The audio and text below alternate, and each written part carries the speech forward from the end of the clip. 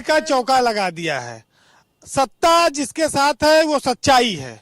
2014, 2017, 2019, 2022 चार जीत उत्तर प्रदेश जैसे विशाल राज्य में जो दुनिया के कई देशों से बड़ा है। अब उसके बाद विपक्ष कभी मजबूत हो जाए, कभी कमजोर हो जाए, कभी जनादेश इनको मिला, कभी उनको मिला। इन सब बातों को आप खाली सुनते रहिए। परिणाम क्या है, सत्ता में कौन बैठेगा, ये महत्वपूर्ण बात होती है। और जनता ने अपना फैसला सुना दिया।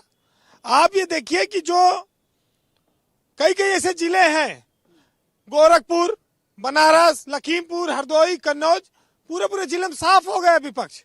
एक भी सीटें नहीं आई।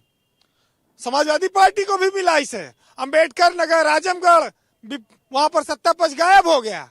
वहां पर एक भी सीट नहीं मिली इनको।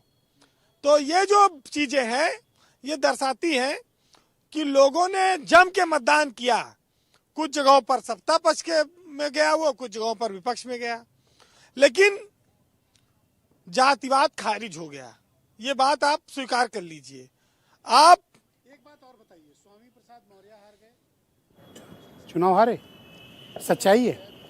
और इनको एक बड़े ओबीसी फेस के तौर पर प्रोजेक्ट किया गया था।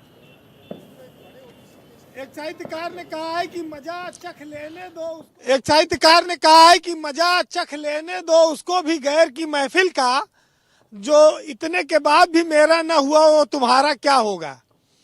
तो खैर वो गए तो थे और बोले मैं नेवला हूं, लेकिन अब वो मामला सब जनता ने उसको स्वीकार नहीं किया, खारिज कर दिया। हाँ, स्वामी प्रसाद जी को हार गए। नेवला भाई सांप को काट खाता है। उन्होंने कहा मैं नेवला हूं, सांप को खा जाऊंगा। लेकिन जनता ने साबित किया कि चाहे नेवला है चाहे सांप, वो किसे पसंद करती है, वो भाजपा है, वो कमल का फूल है। आज उत्तर प्रदेश में आप ये देखिए कि भाजपा का सूरज जगमगा रहा है। आज की रात एक ऐसा संदेश लेकर आई है कि उत्तर प्रदेश में आने वाले 5 साल तक अब भगवा सूरज उदय होगा। लोगों के जीवन में एक ऐसी रोशनी आएगी जिस पर मोदी और योगी का बहुत योगदान होगा। प्रकाश राजभर, जयंत चौधरी, स्वामी प्रसाद मौर्य, दारा चौहान, धर्म सिंह सैनी, संजय चौहान, केशव देव मौर्य, इन सब के रहते कैसे हारी समाजवादी पार्टी? जातिगत समीकरण में समाजवादी पार्टी भारी थी। ये बात हर आदमी स्वीकार करता है। बीजेपी कमजोर थी, लेकिन जनता का जो अंडर करंट था, बीजेपी के पास एक डेडिकेटेड वोट बैंक तैयार ऐसा हो गया है जो किसी कीमत पर मानने को तैयार नहीं है। वो बीजेपी के खिलाफ नहीं जाता है। दूसरा, आप ये कह सकते हैं कि योगी आदित्यनाथ का जो प्रताप है, जो उनकी सरकार, जो उन्होंने ईमानदारी से सरकार चलाई, जो सुशासन की बात की उन्होंने, और उन सब पर जो हिंदुत्व का उनका आवरण है, जो उनका पहनावा है, जो उनकी पीठ है, जो उनका इतिहास है, उन सब चीजों को मान्यता मिली इस चुनाव में। आप देखिए, अभी आप कह रहे थे, मैं तो पूछा ही सवाल सिर्फ। वो क्या कह रहे थे कि भाई आप, वो क्या कह रहे थे कि भाई आपका चेहरा उतरा हुआ है जो जीत नहीं पाए।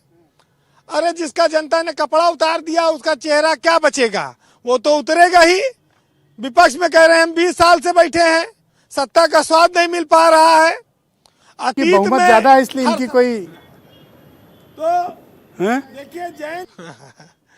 तो देखिए जयंत चौधरी का, ब्रजेश जी, जयंत चौधरी का, देखिए ब्रजेश जी एक लाइन सुन लीजिए कि जयंत चौधरी का उतना ही साथ दिया जाटों ने जितना यूक्रेन का साथ दिया नाटो ने। वीरेंद्र जी ने कही। क्या भविष्य में कुछ और अलाइज को आप अपने साथ जोड़ने की किसी संभावना पर कोई विचार कर रहे हैं? मैं किसी का नाम नहीं ले रहा। देखिए, ऐसा सवाल है जो किसी प्रवक्ता का विषय नहीं होता है, वो शीर्ष नेतृत्व तय करता है। मतलब फैमिली बढ़े आपकी? नहीं, ये शीर्ष नेतृत्व तय करता है। फैमिली नए मेंबर्स आए, प्रवक्ता का काम है जो डिसीजन हो जाए और क्या बताना है जो पार्टी तय करती है वो हम आपको बताते हैं। अगले 5 साल अब क्या लक्ष्य रहेगा आप लोगों के? देखिए, जो गरीब, क्योंकि 2024 अब सामने। देखिए, गरीब कल्याण की जो योजनाएं हैं, उत्तर प्रदेश की जनता को जो जन सुविधाएं मिलनी चाहिए थी नहीं मिली थी, और जो काम हमने शुरू किया है जो आवास की योजना है, शौचालय की योजना, जो बिजली दी जा रही है, और जो मेडिकल कॉलेजेस बनाना शुरू हुए हैं, एक्सप्रेसवे बन रहे हैं, अभी गंगा एक्सप्रेसवे को कंप्लीट